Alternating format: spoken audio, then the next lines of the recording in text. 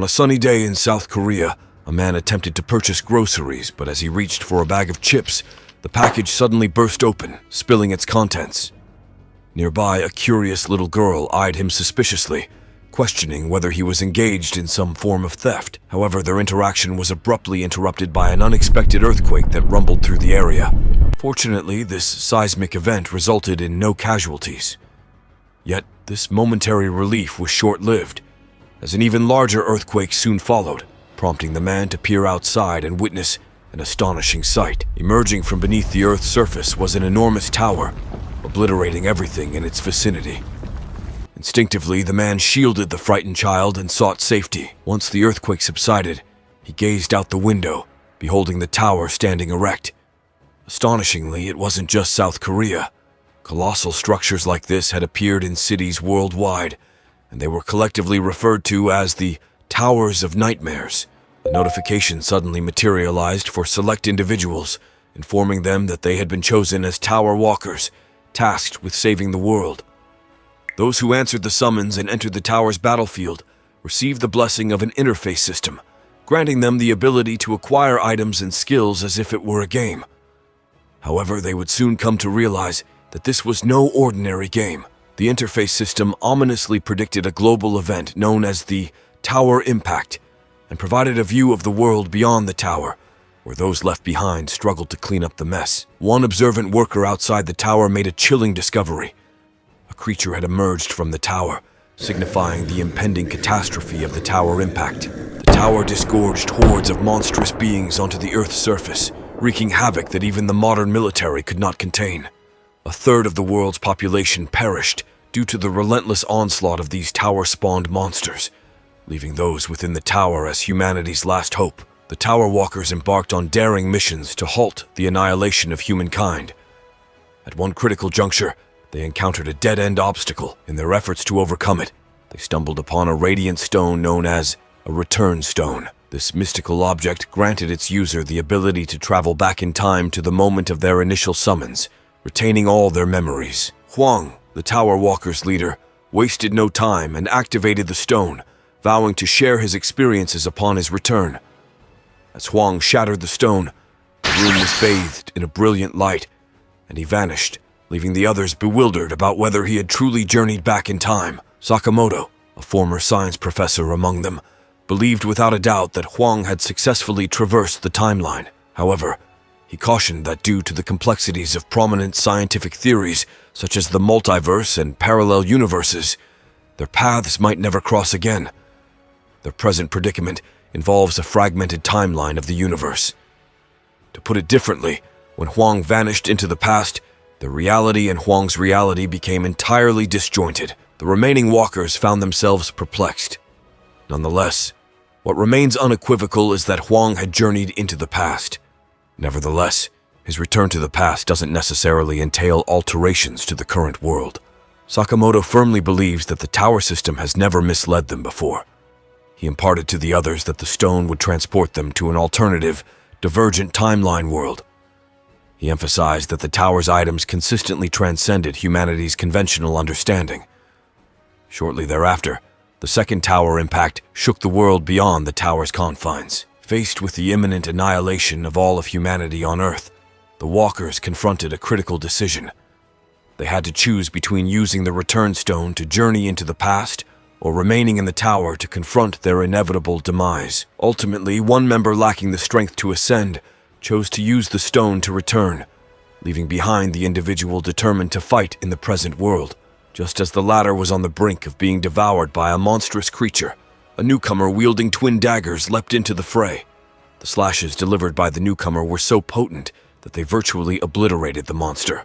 After vanquishing the creature, the newcomer inquired about the well-being of the remaining walker. Meanwhile, a group of individuals who had opted to remain in the tower emerged in the background. They represented humanity's last hope, individuals who had resisted the allure of the return stone, known as the Carpe Diem. Before we continue, take a moment to answer the question of the day. What's your favorite manhwa universe? Comment down below for a chance to be shouted out. Now, back to the recap. On a higher floor, they confronted a masked monster boss. Yunwan skillfully diverted the boss's attention, urging Jaiwan to execute his attacks. Through their coordinated efforts, they swiftly decapitated the masked boss. Fortunately, the skirmish resulted in no fatalities, with only minor injuries sustained by the team. Their progress appeared promising, and they dared to believe they might reach the tower's ultimate level. While inspecting the loot dropped by the boss, Jae-won came across a weapon known as the Suppressing Dragon Sword. Everything seemed to be going in humanity's favor until they reached the 98th floor, the Chamber of Purgatory. Every member of the squad met their demise, leaving only the duo standing. They waged an arduous battle against the boss, with Yoon Hwan shouting that he couldn't defeat it alone, imploring Jae-hwan to gather his strength and commence his assault. Regrettably, their efforts did not unfold as planned, as Yoon Hwan was impaled by the boss's horn, rendering him incapable of mounting a counterattack. Jae-won reminisced about his time spent with the squad as he tried to open the 99th floor. What welcomed him beyond the floor was a vast snowfield, and immediately he found himself facing an ice dragon, one he knew he couldn't defeat yet. Hiding from the dragon, Jae-hwan's hand froze. He explained that it had been 10 years since he had reached the 99th floor. Even though he had faced numerous crises on his way up to the 98th floor, the level of danger on the 99th floor was incomparable. The boss of the 99th floor was the ice dragon, called Velkisus. The dragon's breath from the Forgotten Land was super tough to handle, even though he had the highest level of cold resistance. Without the gear left behind by other walkers, he'd be a goner by now. He had the dragon sword from the 85th floor, Yoon Hwan's ice demon armor, and Han Seo-yul's Flame King's bracelet. Thinking about her, he woke up in the smithy, trying to stay warm. He lived in the village they reclaimed after beating the 50th floor's boss, Dragon Velkisus, also known as a Topos. Even though walkers kept getting hurt or killed, people here never gave up hope. The priests had special rescue teams for raiders who couldn't fight anymore, and the blacksmiths made equipment for the walkers for free. Jae-hwan talked to Jae, hinting that he might be the last blacksmith in a Topos. He explained that supplies didn't come from lower floors anymore. There used to be minerals until a few months ago, but Jae-hwan had no idea if there were any living humans left in the tower. He figured there had been more than 10 tower impacts. People stopped getting summoned to the first floor, and Jae-hwan guessed that Earth might be empty now. Jae-hwan felt a nagging unease, though. In the vicinity of where the return stone had been discovered, peculiar scribbles caught his attention, bearing the cryptic message, "Tower within tower, nightmare within nightmare." Just 2 days prior, Grandma Hyleen, Jae's partner, had mysteriously vanished. Inside the tower, the inexorable passage of time held no sway. Those who disappeared had but two paths. They either journeyed back in time through the return stone or plunged from the tower's heights. With their fellow walkers offering no more assistance, Jae-won approached Jae, beseeching him to impart the secrets of blacksmithing. As the day wore on, he once again confronted the formidable ice dragon. Velkisus conceded that, since the tower's inception, no one had ever ascended to the 99th floor unaccompanied. He grudgingly acknowledged Jae-won's remarkable progress. In a taunting exchange, Jae-won jested that the dragon would be left feeling hollow once he was defeated. Adding to the suspense, even the once proud armor of Velkisus began to show fractures. Jae-won dared a leap into the dragon's fiery breath, escalating the battle.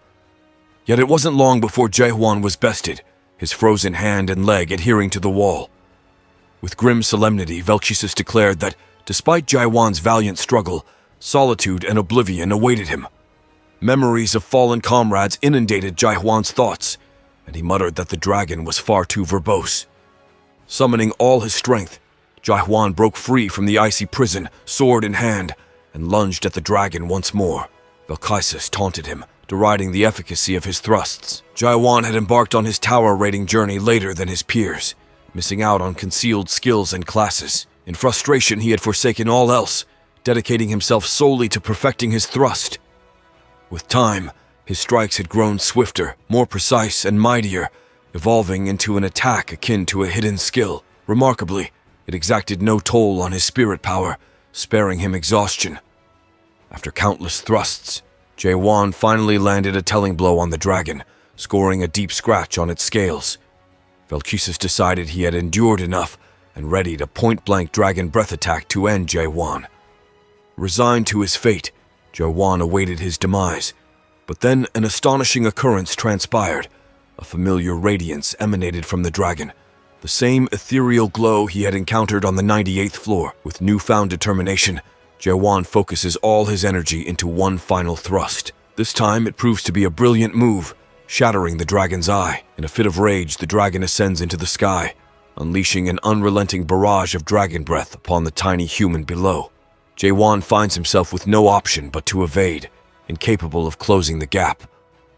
Unable to endure the freezing cold air any longer, his escape attempt fails. The ice dragon touches down in front of him, acknowledging that had there been 10 more humans like Jae-won, it might have met its defeat. Regret permeates the air as Jae-won realizes that he and the other walkers had been deceived by the Nightmare Stone, altering their destinies. Intrigued, Jae-won inquires about the Nightmare Stone from Velchisis, but instead of an answer, the dragon strikes him down, choosing silence. In spite of the ice dragon's refusal to speak, Jae-won somehow manages to escape the battle and begins the process of recovering his frozen body parts. Standing once again before the door to the 99th floor, Jae-won contemplates the ice dragon's cryptic mention of the Nightmare Stone, but decides to set it aside for the time being. 5 years later, he finally realizes his goal, defeating Velchisis, the ice dragon. Along with victory comes an unexpected flurry of notifications. As Velchisis' soul fades away, he raises the question of the Nightmare Stone once more. The ice dragon hints that Jae-won already holds the answer to that query. Velchisis adds that he will discover everything on the final floor, presenting Jae-won with an ice dragon sword from his drop. The door to the 100th floor swings open, and Jae-won immediately steps inside. He enters a floor designated as the control room, where he gains insight into the current state of the tower. Suddenly, a creature addresses him, noting that he has already arrived and mistakenly assuming Jae-won would return to the village first. Jae-won quickly prepares for battle, and a notification appears, announcing that he is the first to successfully clear all the tutorial games of World 294. His remarkable accomplishment is documented in the Undying Library, known as the Akashic Records.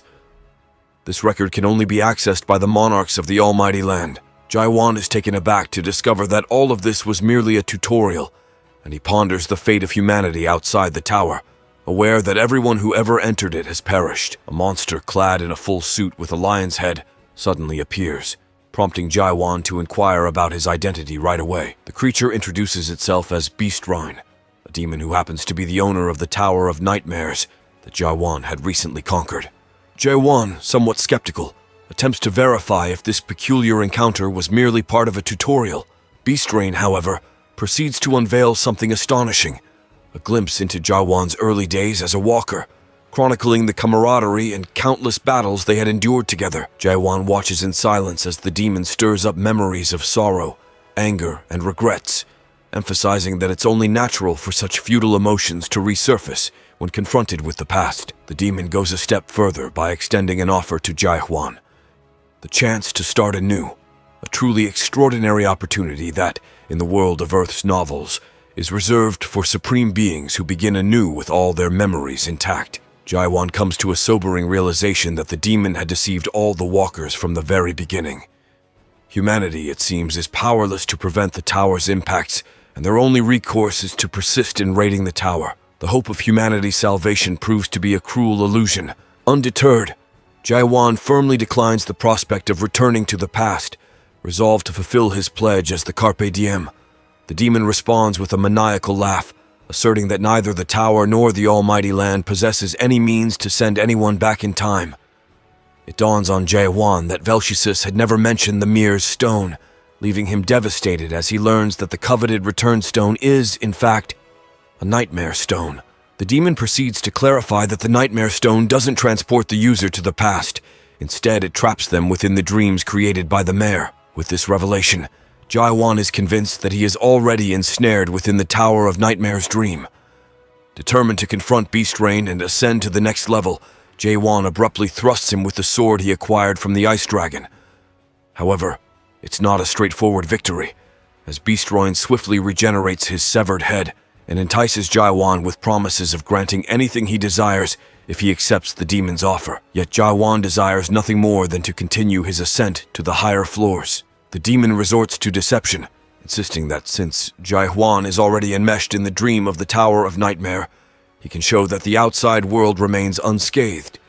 Furthermore, he reveals that all the Tower Walkers are currently in a comatose state. Beast Rain also asserts that Jae-won can never hope to prevail against him because, in contrast to Jae-hwan, who barely managed to clear the tutorial, the demon is an entirely different entity compared to the tower's monstrous inhabitants. But Jae-won doesn't back down. With the sword in hand, he keeps thrusting. The fight doesn't last long, and Jae-won goes back to the smithy, beaten up with potions in hand. As of now, he is the last person to be the walker in the tower, fixing his own equipment. This day marks the 72nd attempt, though Jae-won has challenged Beast Rain every day without rest. No matter how, he can't leave a scratch on the demon. However, Jae-won always manages to come out alive from the fight. Strangely, the demon wants Jae-won to be alive, and he doesn't have any intention of killing Jae-won. That's why, no matter how many years it would take, Jae-won will not give up. At the control room, Beast Rain watches everything Jae-won does. He reveals that he is a cultivator, and it's the first time Jae-won has seen something like that. He explains that a cultivator ensures that a product will adapt safely to the almighty land by putting it through a secondary cultivation process so that the product ripens and is enhanced. The primary process is culling undesirable seeds, so only the good ones remain, which is done through the tutorial game, which seeks out the good products. With that, the chosen product can begin to truly grow through the real game. Thus, the secondary process is providing the chosen seeds with water and fertilizer and growing them. Beast Rain's excitement knew no bounds when he learned that his tower could possess such a product. But it baffled him that the product itself refused to progress to the next stage. This situation troubled him greatly because he dreaded the potential consequences. Jae-won, a unique product for the demon, drew the attention of the gods, who constantly contacted him. Oddly, Jae-won had no stats to enhance, yet he remained out of Beast Rain's reach. Frustrated, Beast Rain began questioning the tower's entire system, sparking an unusual sensation within him. As he pondered the world system, he observed peculiar shifting particles resembling dine particles and jagged sugar cubes. Despite their ever-changing appearance, Beast Rain instinctively grasped their essence. As Beast Rain contemplated the repercussions, Jae-won suddenly appeared from behind, thrusting a black sword at the demon. Beast Rain attempted to communicate with Jae-won, urging him to move to the next phase, but Jae-won remained resolute. With unwavering determination to vanquish the cultivator, Jae-won continued to thrust and thrust. Beast Rain's patience waned, prompting him to confront Jae-won about his intentions and what it would take to proceed. Eventually, Beast Rain felt that he had pushed the demon to his breaking point. He believed it was fortunate that he had endured until now. Beast Rain then explained that the universe comprised not just a single dimension. The primary dimensional level was known as the Almighty Land, with countless variations branching from it. Earth was merely one of the minor planets within this dimensional system, the 294th world. In the Tower of Nightmares, walkers could acquire skills and items while adapting to the Almighty Land system as they elevated their status. They also had the chance to venture into new worlds. Demons played a crucial role in facilitating this process. It was revealed by Beast Rain that the Tower of Nightmares had been summoned to Earth purely by chance, a selection made by Beast Rain himself. However, Beast Rain found himself flustered by Jae-won's next question. Jae-won inquired why someone like Beast Rain was overseeing the Tower of Nightmares. Beast Rain explained that he had willingly taken on the role, emphasizing that numerous demons from different planets were dedicated to safeguarding special walkers. Their aim was to craft a paradise where humans, monsters, and demons could harmoniously coexist. Curiosity led Jae-won to probe about the monarchs, and Beast Rain clarified that they were the rulers of the Almighty Land. Typically, those who completed the real game and entered the Almighty Land were extended an invitation to join their ranks. Jae-won then declared his intention to depart exactly in 10 days, during which he trained diligently in his thrusts, while the demon kept a watchful eye on him. As the days passed, Beast Rain's unease grew as he pondered whether he had been deceived by the tower's seller. It turned out that he had acquired a tower purportedly crafted by a master, but it was a first-generation tower so ancient that its age was impossible to discern. With a first-generation tower, Beast Rain couldn't compel the tutorial to conclude without the walker's consent. Consequently, all he could do was await the promised day. On the 10th day, Beast Rain issued a prompt notification to Jae-won, requesting him to conclude the tutorial phase. However, instead of ending the tutorial, Jae-won thrust at the demon once more, leaving Beastroin bewildered. After gaining the ability to perceive particles, Jawan's thrusting motion became erratic. Yet, with each thrust, he experienced an inexplicable sense of discomfort, as if a new sensation was awakening within him, fueling his determination to hunt the demon. For the first time in a long while, Jawan smiled, savoring the newfound feeling, the sensation of truly being alive. Growing impatient, Beastrain employed black ironwood to immobilize Jawan. The demon clarified that the tower was programmed to conclude 100 days after the tutorial, and he required Jawan to remain immobilized until then to progress to the next phase. Nevertheless, Jawan refused to remain still. He unleashed something mysterious, and the room was engulfed in light, leaving the demon fearful of Jawan's transformation. Jawan shattered the ironwood restraining him and resumed his assault on Beastrain. This time he was able to harm the demon, marking the first time Beastrain witnessed the might of the overload adapter from a mere tower walker. On the day following Jawan's ascent to the 100th floor, doubt crept in. He questioned whether the tower truly resided within Mare's dream, and pondered if the demon couldn't end his life, given his status as a human capable of being shamelessly restored. This existential crisis sparked a tumultuous inner monologue. However, as his doubts multiplied, he eventually reached a point where uncertainty ceased to exist. He pierced through to a profound understanding. At this particular moment, all of Jawan's thrusts prove effective against the demon, infuriating Beastroin. He momentarily lifts the previously agreed-upon constraints, shouting that he won't show leniency to Jawan any longer. The demon's retaliatory strike is notably more intense than before, inflicting deep wounds on Jawan. Beastrain admires Jawan's ability to adapt during the second round, immediately following the completion of the tutorial. He asserts that this is the utmost limit for a human, and relentlessly continues to assail Jawan, causing further harm. However, Jawan doesn't simply endure the assault. He also continues to thrust his sword. With each thrust, he inches closer to reaching 10 billion. Beastrain continues to taunt Jawan, suggesting that he should partake in the real game anyway, and pointing out that by attacking the demon, Jawan will ultimately be the one at a disadvantage. It's at this juncture that Jawan attains the 10 billionth thrust. During his billionth thrust, he discerns the path guiding his strikes, akin to his encounters with the 98th and 99th adversaries. Without delay, he instinctively directs his sword towards the demon. The bewildered demon can hardly fathom what's unfolding before him. He's astonished that Jawan is not merely adapting. It's a power innate to an awakened hero. As Beastrain stands powerless against Jawan's formidable prowess, he implores Beastrain to heed one final plea. Jawan underscores that humans are not commodities subject to the demon's barter or digitization, nor can they be appraised as merchandise. Jawan proclaims his rejection of the demon's agenda. He is determined to dismantle the tower and ascend to even greater heights. Jawan's status information goes into disarray, and Beastrain beseeches him to desist, insisting there is no higher level. However, Jawan is resolute in his belief that the next level exists. He has decoded the cryptic markings of the tower, recognizing them as mere imitations of the initial demon, the pinnacle of the illusion tree. Since the tower is rooted in the illusion tree, the subsequent level must be the core. To attain it, he must shatter the ceiling. Abruptly, the tower presents an error message, unable to locate any more tower adventurers within the present Tower of Nightmares. The tutorial game abruptly concludes. Jawan awakens in a lush, tropical forest, convinced that he has discovered the next stage. A group of sword-wielding wolves surrounds him, poised for combat. With a decisive strike, Jawan cleaves a wolf in half. The wolf's leader emerges, prompting Jawan to realize that a more substantial attack is needed to defeat him. Opting for a conventional thrust, he reduces the wolf to pieces. Jawan believes the monsters in this place are feeble, but he remains oblivious to his newfound exceptional power. Next, a swarm of emerald ants confronts him, infuriated that a mere human is harvesting tentahorn horns. They launch an assault, but Jawan, comprehending their language, attempts to negotiate with them and warns of dire consequences if they attack again.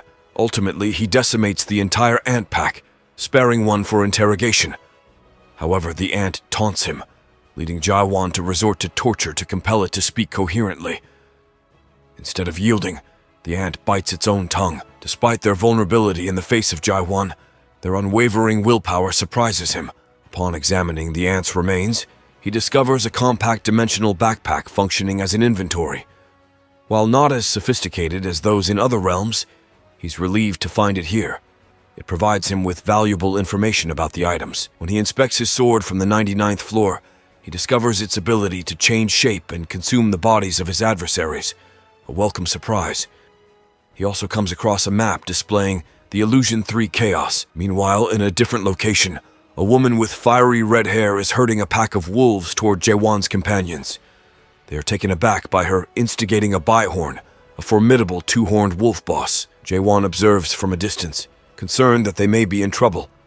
He believes the woman is the strongest among them, though he has his doubts. As a burly man prepares to attack, the woman claims she will assist, but instead delivers a punch to his face. The Bihorn approaches menacingly, ready to tear the man apart. With a single, swift stroke, Jaewon saves him by shattering the Bihorn's skull. Afterward, Jaewon permits them to take the Bihorn's carcass, but the red-haired woman appears apprehensive about something. She reveals to them that Jaewon is merely passing through, which leaves them bewildered. Additionally, his inability to communicate in their language adds to their confusion. From the shadows, the crimson-haired woman attempted to size up Jaewon, but her unique talents proved futile in discerning his true standing. With an air of curiosity, she ventured forth to engage him, mentioning that within the tumultuous realm of chaos, only a rare few adapters possess the prowess to dispatch a fearsome Bihorn with but a single decisive strike. She pressed on, inquiring about Jaewon's origins and true identity. To her surprise, Jaewon drew a blank when it came to the concept of chaos, leaving her flustered, suspecting him of playing games. Determined to ascertain his comprehension, she probed further, and Jaewon assured her he grasped the essence of his being. It was not a question of self-knowledge, but rather of his place of origin and the relationships he once cherished on Earth, all rendered meaningless upon his entry into the tower. In exchange, Jaewon had acquired newfound companions and memories. Yet, as the tutorial reached its conclusion, his comrades faded away like elusive phantoms. Although Jaewon believed they might still exist somewhere on Earth, the only prize he retained was the preservation of his memories as he embarked on a fresh start. They would no longer remember him, or the shared experiences within the tower. Jaewon, feigning amnesia, declared ignorance to the red-haired woman's probing. Her patience wore thin, and she began to berate him, entertaining wild notions that he might be the embodiment of the abyss itself. Meanwhile, his weapon trembled in his grasp, shifting its form to consume the weapon Jaewon offered to it. This astonishing display left the red-haired woman astounded, as she recognized it as a spirit weapon. Other members of their party also took notice, their minds reeling at the sight of such a rare artifact, while Jaewon remained oblivious to their scrutiny. The red-haired woman couldn't fathom how someone like Jaewon had disrupted her mission to eliminate the party's leader. In the end, she extended an offer to him, inquiring if he cared to listen. Identifying herself as Mino, she offered a concise explanation of what chaos entailed. Jaewon and Mino then delved into a discussion about the party itself. It transpired that they were a sinister collective belonging to a clan known as the Black Fox. She implored Jaewon to eliminate them, warning that they would undoubtedly come for him soon. As night descended, their leader decided to halt and make camp, fearing provocation of the horned monster if they continued to move. Jaewon, consulting his maps, deduced that the village was not far off and opted to observe their actions.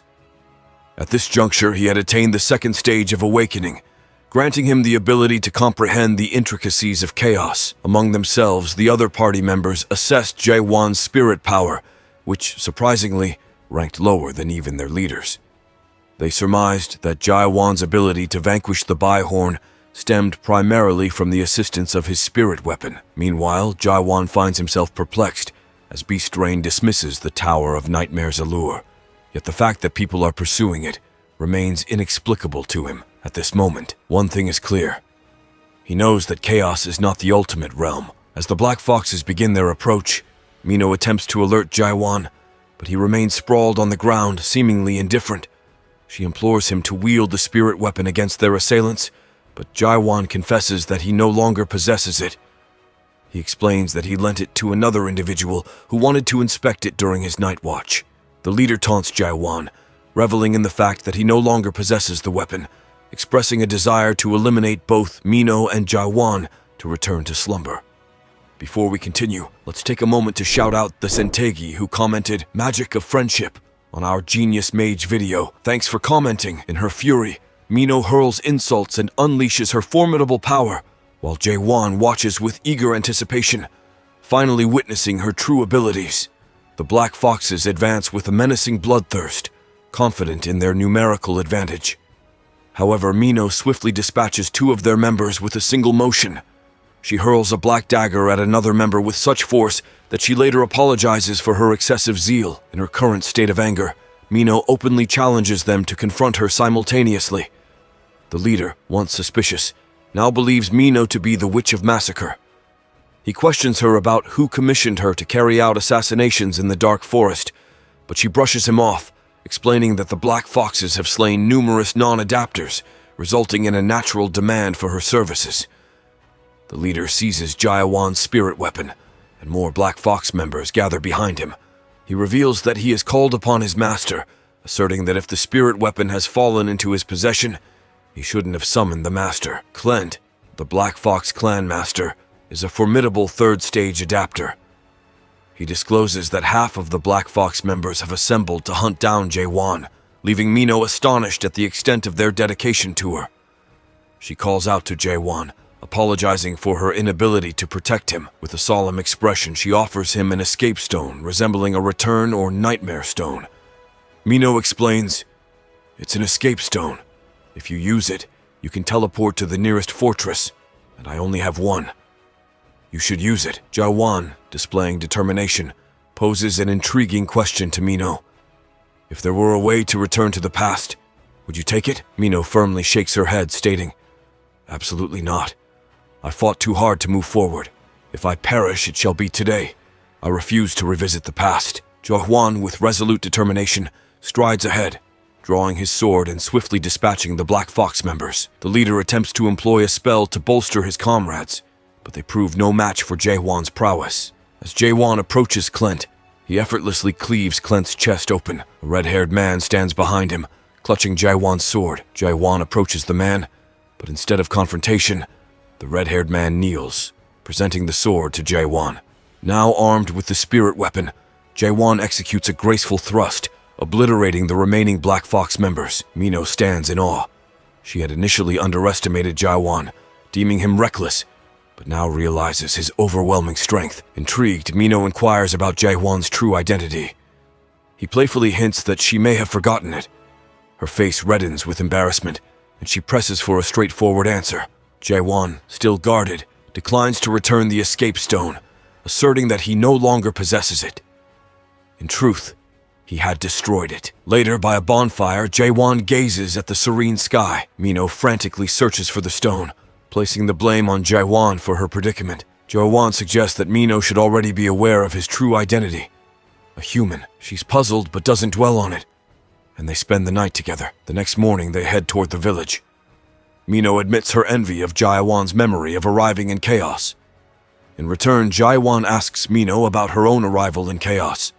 She hesitates, cautioning him that he might regret knowing. Upon reaching Gorgon Fortress, Jae-won notices an altar resembling the summoning circle on the first floor of the Tower of Nightmares. Suddenly, a multitude of people materializes on the altar, screaming in turmoil, and the adventure continues. Jae-won recognizes that expression all too well, the one humans make when faced with despair. Mino explains to him, as Jae-won witnesses it himself, that the people who come to Chaos are those who have perished in various worlds within the tower. She advises him not to inquire about how people arrive in Chaos, as she welcomes him to this realm of the deceased. Not long after, a group of officers approaches the altar, extending their greetings. They provide a blanket and instruct their men to line up Jae-won and Mino, leading them directly to the speech hall. It appears that Mino recognizes the captain, who goes by the name James. She informs him that she coincidentally arrived at the fortress, and since they share familiarity, she politely requests permission to enter. However, James declines her request, citing a recent policy change imposed by the higher-ups. Now, anyone desiring entry into the fortress must produce a valid certificate. Undeterred, Mino attempts to sway the captain by offering a prized Bihorn horn as a bribe, to which James willingly acquiesces. Subsequently, James inquires with Jae-won about his certificate, only to discover that Jae-won is without such documentation. Mino playfully taunts him, suggesting she'd be willing to assist if he asks nicely. The captain clarifies that without the requisite certificate, Jae-won cannot gain access to the fortress. In response, Jae-won fumbles through his belongings, raising concerns in Mino's mind that he might be contemplating a drastic and violent attempt to breach the fortress, given his unpredictable nature. However, as Mino prepares to intercede on Jae-won's behalf, an individual approaches and inquires about the commotion. This newcomer turns out to be Carlton, the manager of Chaos's northern checkpoint, and known for his stubborn disposition. Carlton stands before James and demands an explanation for the unfolding situation. James promptly briefs him, explaining that Jae-won seeks entry despite lacking the necessary certificate. Carlton, upholding protocol, firmly informs Jae-won that admission without the required documentation is not possible. However, when Jae-won inquires about the reason, Carlton cites the governing rule that prohibits such actions. This rule also grants him the authority to command everyone in the vicinity to kneel, known as the Gorgon Restrain Act. Yet, with a swift swing of his sword, Jae-won breaks free, expressing his disinterest in Carlton's rule or any official certification. He confidently asserts that he can prove his identity without it. Despite Jae-won's defiance, Carlton pays him no heed and invokes another legal provision, summoning a white chain in an attempt to restrain Jae-won. Once again, Jae-won effortlessly frees himself from the chain, leaving everyone astonished. Eventually, Jae-won inquires if he can follow Mino's example with the captain. This statement unnerves James, causing him to pale as he fears exposure. Unperturbed by the onlookers and Mino, Jae-won casually tosses an item to Carlton. Upon noticing the item, James shouts at Jae-won, accusing him of attempting to bribe the chief and suggesting that he should face execution. However, Carlton intervenes, stating that he has been awaiting Jae-won. Checking Mino's soul corruption status, the devices advise her to take medication urgently, as her soul corruption has surpassed 15%. She then clarifies that soul corruption is a chronic ailment affecting everyone living in chaos. Just existing in chaos gradually taints one's soul. This is why horned monsters are treasured by the people in chaos, as their horns serve as the only remedy to reduce soul corruption. Carlton proceeds to assess Jae-won's soul, but the device fails to measure his soul corruption level, displaying 0%. Carlton smiles and returns the item Jae-won had given him. He warns Jae-won not to readily hand over a soul stone to anyone, referring to him as the messenger of the Nokmyeong. Jae-won, however, asserts that he doesn't belong to the Nokmyeong, a fact Carlton is already aware of. Carlton elaborates that a soul stone is a valuable object amplifying spiritual power, but it's not that straightforward. Holding it for a short time causes Carlton's hand to become entirely corrupted. Only members of the Nokmyeong can handle the soul stone without succumbing to corruption. Despite Jae-won's non-membership in the Nokmyeong, Carlton has faith in Jae-won's soul. He explains that the device can't measure Jae-won's soul because it's the purest among all the souls in chaos. As Carlton and James enter the fortress, it seems James's nightmare of the dream demon is coming true. Carlton mentions there is someone at the gate who permits entry in exchange for a bribe. Meanwhile, in the village, Jae-won reflects on how things have become overly complicated. He's burdened by Carlton's punishment of Mino under the law for not carrying her identification certificate, leaving her a mindless follower. He inquires with the villagers about a skilled blacksmith who can work on swords, drawing attention to his spirit weapon. As they approach a tunnel, Mino awakens, and Jae-won suggests she continue on her own path. She refuses, believing he's still upset about her attempt to leave him at the gate, which she meant as a joke. Jae-won insists it's for her own good, as he's being guided to the castle now, and she would only be a hindrance. Recognizing their differences, he urges her to go her own way. However, like a couple in an argument, Mino decides to follow him, asking if he even knows where he's going. Looking at her, Jae-won reveals his intent to find the dream demon. It turns out she might know a place where he could be, and they agree to go there. But first, they need to deal with the people trailing them,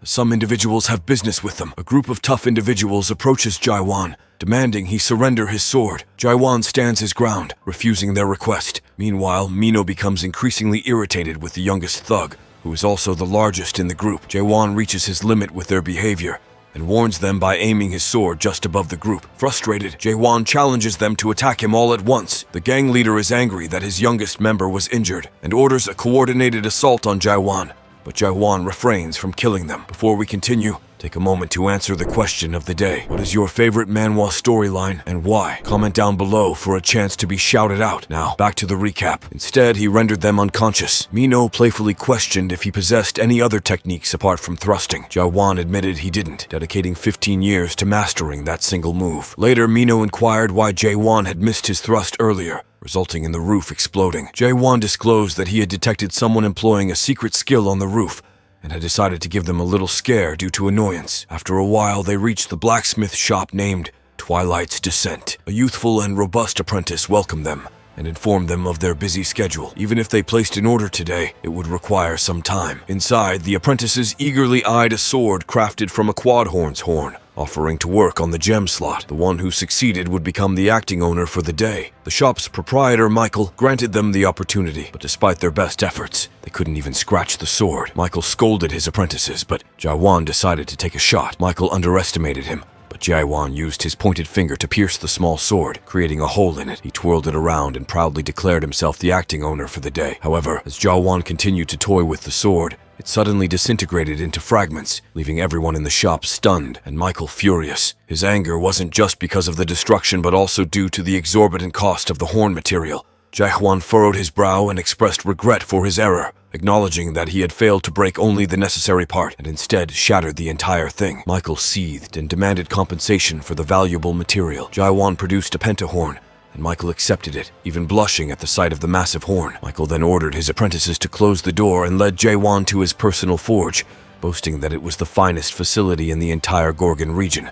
Jae-won revealed another pentahorn, indicating that he possessed more than one. However, this puzzled Michael. Furthermore, Jae-won intended to craft a scabbard from it. Given that it was a pentahorn, the material appeared excessive for a mere scabbard. Jae-won lent him the sword, and after examining its properties, Michael groaned, the Frost Dragon sword. Nevertheless, he lamented that this sword was only a replica. The sword began to emit a mournful sound. Michael dropped it in shock, and it landed on top of the Garnek's horn. The sword then vibrated even more intensely as it opened its mouth and began consuming the horn. Now Michael realized it was a spirit weapon. The Frost Dragon sword gleamed after finishing its meal of the Garnek's horn. He remarked on witnessing many intriguing things today, and noted that the sword was evolving. However, they no longer possessed the material, as it had been consumed by the sword. Jae-won reassured, "It's all right," and produced another one from his backpack. Michael stood before the Garnek's horn as it marked his first opportunity to work on one. So Michael inquired how he could assist Jae-won in shaping or crafting it. Jae-won replied that he would entrust it to Michael, though he appeared surprised. Declaring himself the Master of Dawn, he pledged to show Jae-won his capabilities. Simultaneously, inside Gorgon Castle, a middle-aged gentleman in tidy, formal attire cleared his throat while sipping his tea. The individual in dark attire respectfully lowered his head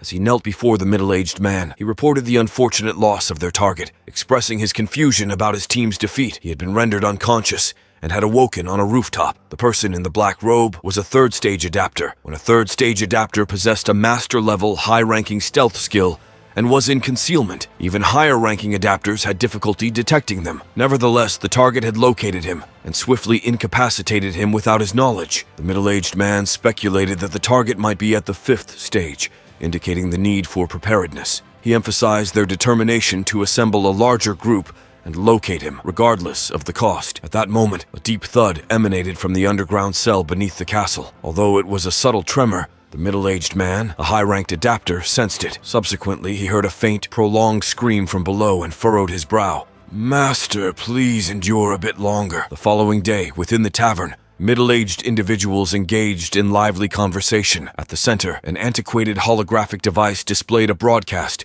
featuring a pink-haired girl with a small horn. The video showcased a man engaged in a solo battle against a colossal frost dragon. The man relentlessly thrust his weapon, concealing his identity. The tavern patrons grew increasingly restless, their curiosity piqued by the spectacle. Abruptly, the tavern door swung open, and Mino made her entrance. She confidently took a seat at the bar, drawing the attention of the men with her slender figure and fair complexion. Mino exuded an eerie and unsettling aura that sent shivers down the spines of those present. Some of the men grew fearful and hastily exited the tavern. Mino couldn't help but bitterly chuckle as she thought of Jae-won, the individual who had introduced her to this chaotic world. She took a long sip of her drink, attempting to drown her sorrows. Aunt Claire, the proprietor of the tavern, appeared and scolded Mino for driving away customers. In her inebriated state, Mino mumbled incomprehensibly. Aunt Claire was familiar with Mino's temperament, having met her at the Tower of Night the Dream Demons, and understood that Mino had a fiery disposition and a tendency for mischief. While not a malevolent person, trouble seemed to follow her everywhere. Aunt Claire sighed and cautioned Mino to steer clear of Jaiwan, whom she regarded as dangerous. Before Mino could respond, a message composed of spiritual energy pierced through the window and reached her.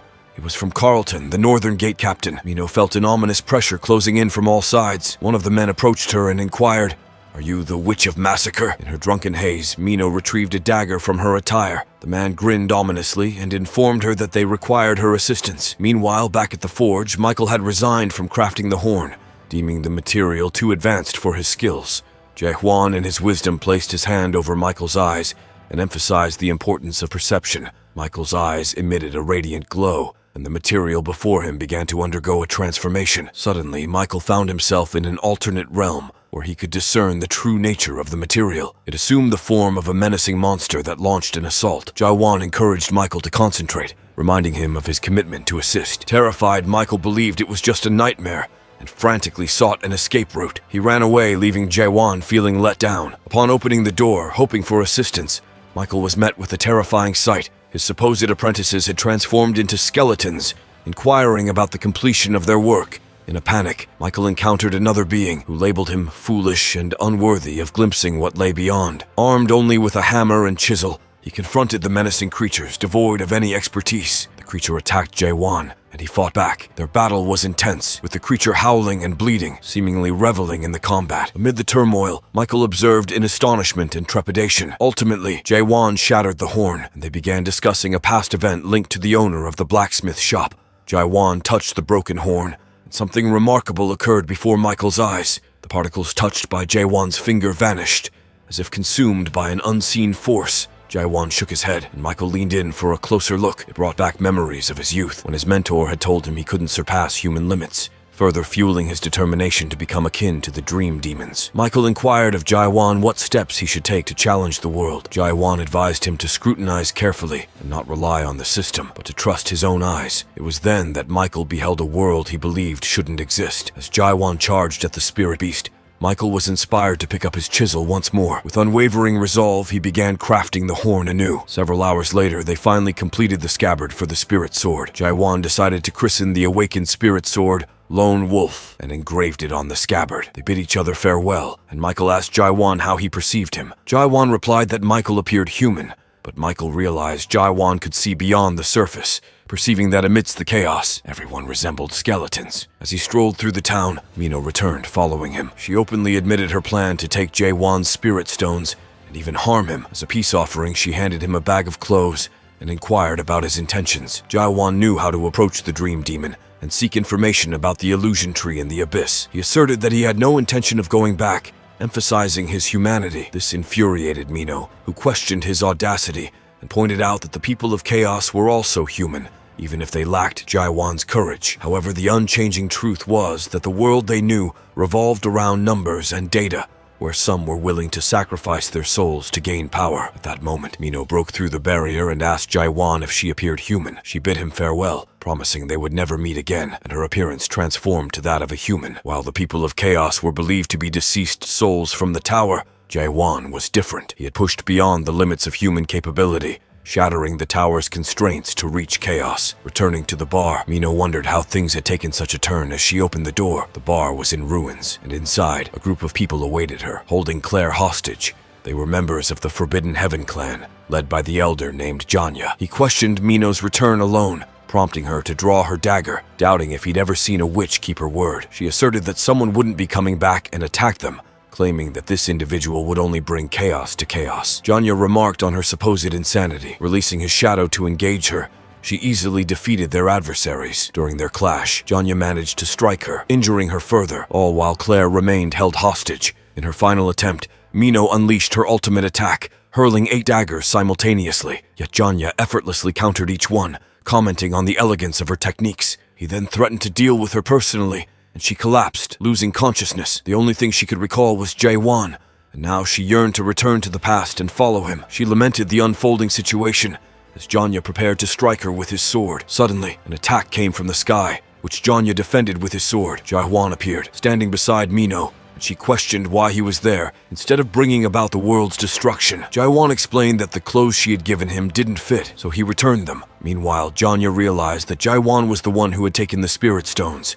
and his men chuckled at the thought that Jaihwan had saved them the trouble of searching for him. Jaihwan asked Janya if they were the ones associated with the Dream Demon, and requested that they summon the Dream Demon to their location. Janya believes that Jaihwan might be insane, because Mino tells him that Janya is a highly skilled fighter. Now they gather together and confront Jaihwan, telling him they will teach him a lesson. Although Jaihwan attempts to attack Janya, he manages to evade the blows. Realizing that Janya can't defeat Jaihwan, he takes Claire hostage. Mino pleads with Jaihwan to save her, but it only confuses him. He believes he must eliminate anyone in his path. Mino holds him back, and Claire cries out, revealing her humanity. Jaihwan is momentarily surprised as he observes their true nature. Claire urges him to start fighting. Ultimately, Jaihwan strikes the ceiling, creating a beam of light that shoots into the sky. This action also destroys the protective barrier they had set up, alerting the guards and Gorgon. At that moment, Carlton arrives with his men, greets Jaihwan, and asks for an explanation. Jaihwan explains that Janya is violating the law and planning to use the bar as a base to destroy the world by conspiring with the Dream Demon. However, Jaihwan is the one who truly aims to bring about chaos. Instantly, Carlton uses his authority and silver restraints to take control. He summons an axe of authority to apprehend the wrongdoer, stating that further resistance is futile. However, Janya doesn't give up. He charges forward and strikes Carlton with his sword, creating a shockwave that echoes throughout the bar. Janya's sword, however, cracks upon meeting Carlton's light axe. Unfazed, he leaps with all his might to attack Carlton once more. In the end, Carlton employs the Chain of Light again, effortlessly defeating Janya. Moments later, with the axe at Janya's throat, he surrenders. Janya mentions that he heard Carlton is as idealistic as he is righteous. Then, Janya throws a poison gas bomb in the bar. As they manage to exit, he comments on not expecting to use the black cloud indoors.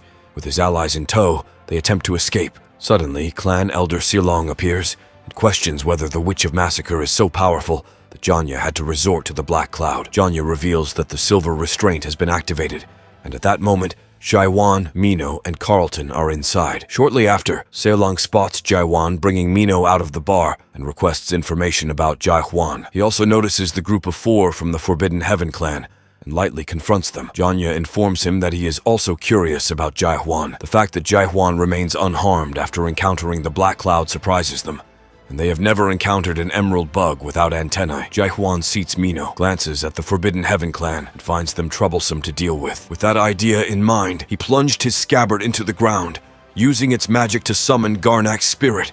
The spirit, filled with anger, rushes toward them like lightning. With a quick move, it defeats the 2 Forbidden Heaven followers. Only Seolang and Jaihwan remain. Seolang is impressed by Jaihwan's strength and runs off, leaving Jaihwan to face Janya. His dear comrades Janmyeon and Janmang are his only companions now, and it seems like this could be the end. But Jaihwan proposes a way for Janya to survive, and demands to know where the hidden Dream Demon is. Janya hesitates, fearing that revealing the secret will cost him his life. Ultimately, he decides to spill the secret, knowing that his fate is sealed either way. He consumes a spirit stone, and a dark, corrupting force turns him into a gigantic monster that towers over nearby houses. People call it the Dead, as it goes on a rampage, its claws draining the life force from anyone unfortunate enough to cross its path. In this monstrous form, Janya glimpses the brutal reality of the chaotic world he once knew. He ponders the concept of honor in such a world, and even finds some comfort in facing his impending end. Suddenly, he senses Jaihwan's presence, and turns to call him out for his stealthy approach. Janya is puzzled by Jaihwan's presence as a mere human in this chaotic realm. Meanwhile, Jaihwan is equally baffled by Janya's resistance to his power. Nevertheless, he doesn't waste any time and swiftly beheads the monster with a precise strike. Jaihwan feels disappointed. He needed someone from the bar who knew the Dream Demon's whereabouts. He decides to return to Mino. Shortly after, they manage to rescue Mino and Carlton from the perilous Black Cloud. Sadly, Mino's health deteriorated rapidly due to the soul corruption. Carlton instructed his men to notify the inner fortress, while Mino asked Jaihwan to grant her a merciful end while she was still herself. Jaihwan discovered that Mino was, in fact, a human being, as his comprehend ability failed to work on her. He pondered why his question ability faltered when used on her, and why the dead crumbled. Despite his mission's emotionless nature, he resolved to fulfill Mino's request. However, Claire intervened, urging Jaihwan to wait a little longer, suggesting that there might still be time to save her. As the day progressed, they set up a camp to contain the spreading soul corruption in Mino and Carlton. Meanwhile, chaos engulfed the town as small dead creatures emerged within the fortress. Panic ensued as people rushed to seek safety. Following the evacuation orders, a man with blonde hair approached a guard, seeking guidance on finding a safe haven, only to reveal that he too had succumbed to the dead. In a gruesome instant, the dead's tentacles claimed his life. Another small dead drew nearer to the terrified townsfolk, eager to drain their life force. From the rooftops of nearby houses, a group of courageous individuals leaped into action, prepared to confront the approaching small dead creatures directly. In the blink of an eye, they vanquished the dead, saving the people from being consumed. Right beside them, a formidable protector emerged, ready to shield the people. Meanwhile, Jaiwan anxiously awaited Mino's return. He gazed out at chaos, a world he saw as a graveyard for those who had perished in the tower, destined to become nourishment for the Tree of Life. Including Mino, Claire, with her exceptional insight into people, firmly believed that no one in chaos possessed the courage to defy their grim fate. She asserted that Jaiwan posed a danger. While Mino hoped Jaiwan would stay, Claire insisted that he must depart, as his presence offered hope, and his absence would plunge people further into despair. However, Mino disagreed, wishing for Jaiwan to persevere in this world. Amidst all this, Carlton's condition deteriorated, and James ordered the guards to procure all available medicine to stabilize him.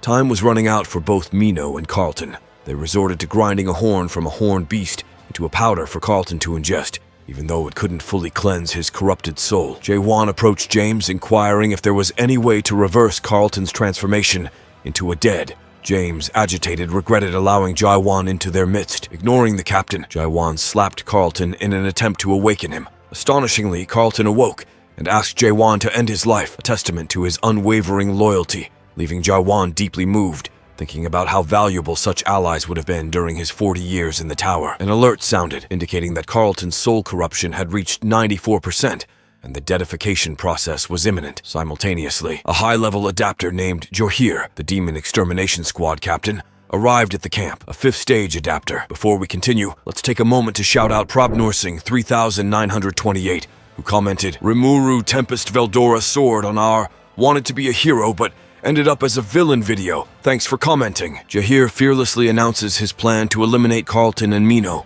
leaving Captain James astonished. As Jahir prepares to strike with his sword, Jaiwan effortlessly stops it with his bare hand, vowing to protect them and seeking answers. Though Jahir seems composed, he's secretly unsettled by Jaiwan's remarkable feat. Jaiwan then produces a Garnark's horn, crushing it into powder with his bare hand, compelling both Carlton and Jahir to ingest it. It turns out that James has a sentimental attachment to his gate manager, and is relieved that the measuring device has stopped changing. However, Mino isn't as fortunate. Her deadification is rapidly progressing due to her weakened stamina.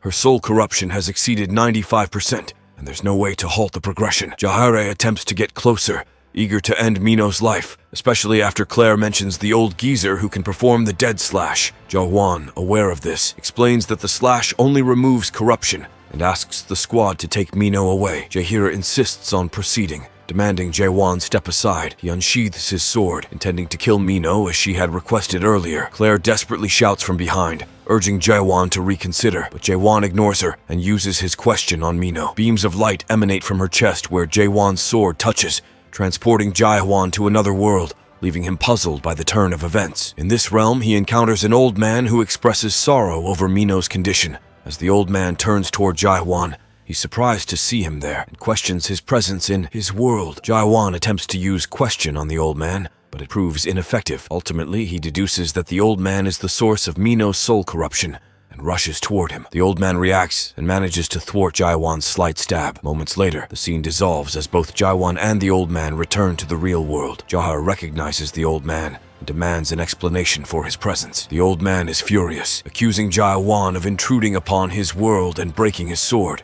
It is revealed that the old man is Cheongheo, the despair divine physician. Jahir questions why Cheongheo is here, instead of aiding the fortress master. Cheongheo responds that a beautiful woman's life is at stake, and it doesn't matter if he's with the fortress master or not. Cheongheo is furious with Jaiwan, because his dead slash, meant to purge the corruption, was disrupted due to Jaiwan's interference. The dead slash can only be performed with a sword made of tri-horn or higher. Realizing that Jaiwan possesses a scabbard made of Garnak's horn, Cheongheo circles around him, requesting to borrow it for the dead slash. This surprises Cheongheo, as he interprets Jaiwan's willingness to lend the sword to a stranger as a sign of confidence in his own abilities.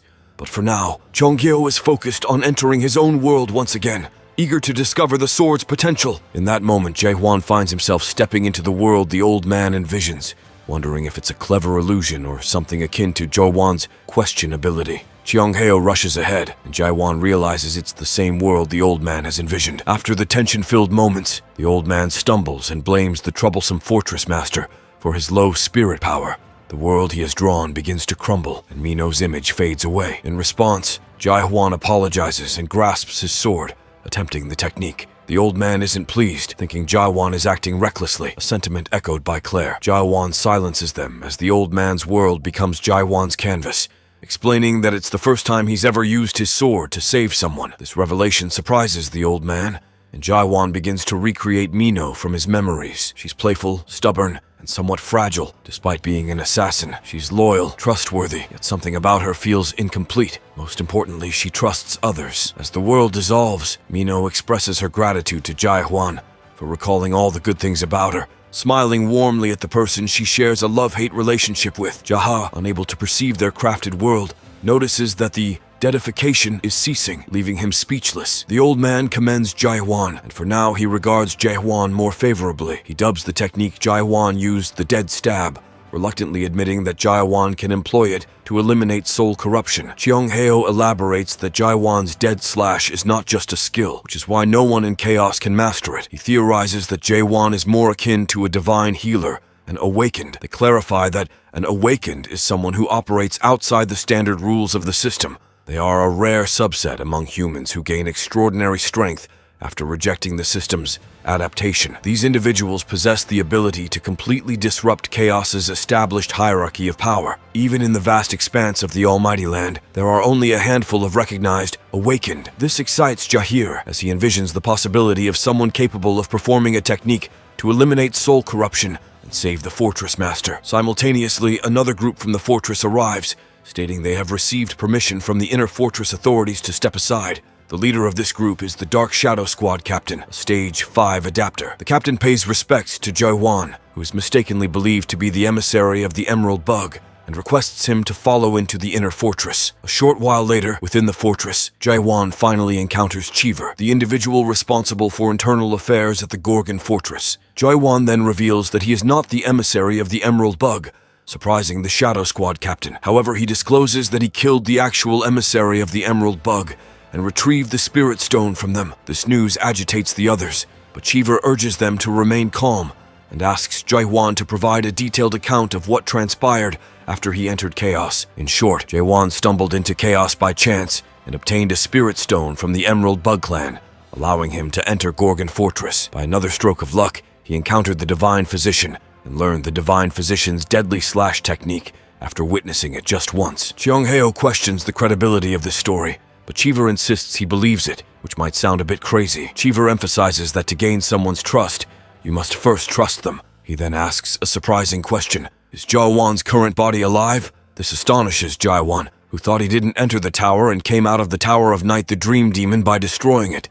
Consequently, he exists in a soul form, and it's likely that the illusion tree mistook him for a deceased being, sending him to Chaos, with his physical body possibly still on Earth. Jae-hwan inquires how Cheever knows he's not dead. Cheever explains that no one in Chaos would describe their own death the way Jae-hwan did. He also asks if Jae-hwan is keeping his identity hidden because he's being threatened by someone, to which Jae-hwan denies. In the end, Cheever apologizes to Jae-hwan, admitting that he's had his subordinates monitor him for the past 4 days, something Jae-hwan already suspected. Cheever adds that they found out Jae-hwan is much more powerful than they initially thought. Despite the difficulty in monitoring him, they did gather valuable information. Jae-hwan's danger level is rated SS, his power level is incalculable, and he's caused approximately 380 million horins worth of damage. Finally, Cheever asks if Jae-hwan knows what people call someone like him. Cheongheo exclaims that he's a madman, and Jahir agrees, uncertain if Jae-hwan is a hero or a villain. Cheever, however, states that people might see Jae-hwan as a hero or a lunatic,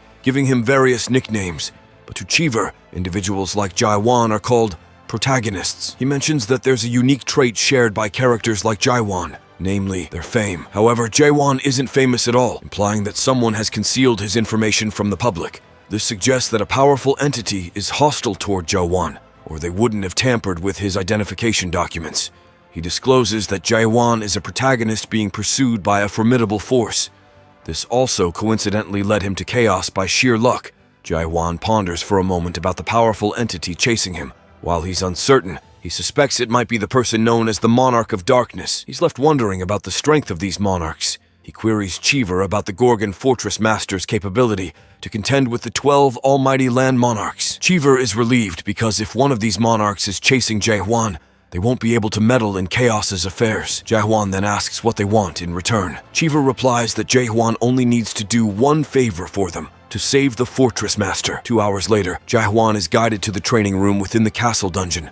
It's revealed that the Northern Inspection Gate Captain and Mino are recuperating in the treatment center. The guide is puzzled as to why they want to go to the training ground instead of the VIP room. Chung-heo responds that they need to determine which is more powerful, Jae-won's dead trusts or the divine physician's dead slash. Chung-heo also inquires if Jae-won has cleared the master's tower. Jae-won learns that Chung-heo knows something about it, but will only reveal it after Jae-won beats the divine physician. He adds that it's probably an impossible task for Jae-won. A little later, from beneath the ground, Chung-heo challenges Jae-won to another fight. The training ground is already in disarray, and Jae-won claims that the outcome has already been decided. However, the old man insists that he hasn't yet employed his ultimate technique, expressing concern that Jae-won might die if he uses it. He then asks Jae-won's age, to which Jae-won replies around 60 years. This prompts Chung-heo to exclaim that he's already 1,000 years old, and asserts that a mere 60 years of experience couldn't possibly compete against his 1,000 years of expertise. Jae-won teases him, claiming that, in his opinion,